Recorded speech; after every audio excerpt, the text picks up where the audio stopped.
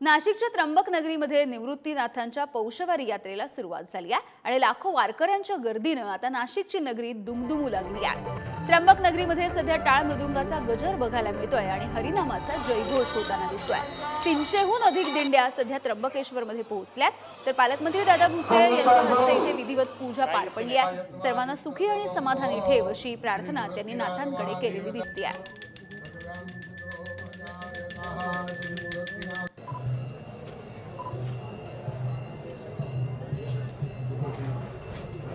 नाशिकच्या त्र्यंबकेश्वरमध्ये आज वारकऱ्यांचा मेळा बघायला मिळतो। मोठ्या प्रमाणात वारकरी हे त्र्यंबकेश्वर नगरीमध्ये दाखल झालेले आहे आणि संत श्रेष्ठ निवृत्तीनाथ महाराजांच्या चरणी या ठिकाणी लीन होत आहे। निमित्त आहे पौषवारी यात्रेला आजपासून सुरुवात झालेली आहे।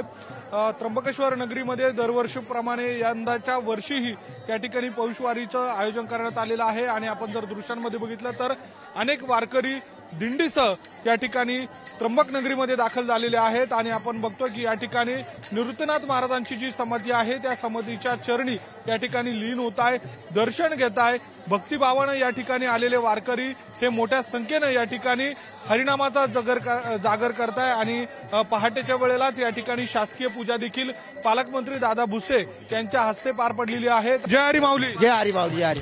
काय मोठा आनंद दिसतोय याच्यात आम्हाला खूप आनंद आहे। आम्ही दरवर्षी वारीला येतोय निफाड तालुक्यावरून। कुठल्या गावचे? गाजरवाडी। हो। काय आता नाथांच्या चरणी काय मागणी? नाथांच्या चरणी आम्हाला काहीच मागायचं नाही, फक्त आम्हाला याच्यात आनंद आहे एवढं।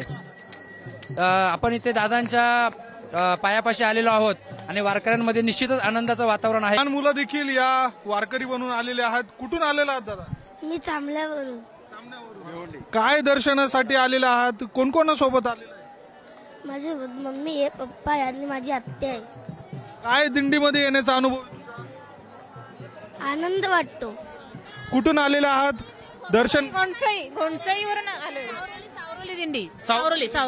बरं, काय दर्शनासाठी? सर दर्शनासाठी आम्ही 1 तारखेपासून निघालेलो आहेत 8 तारखेपर्यंत।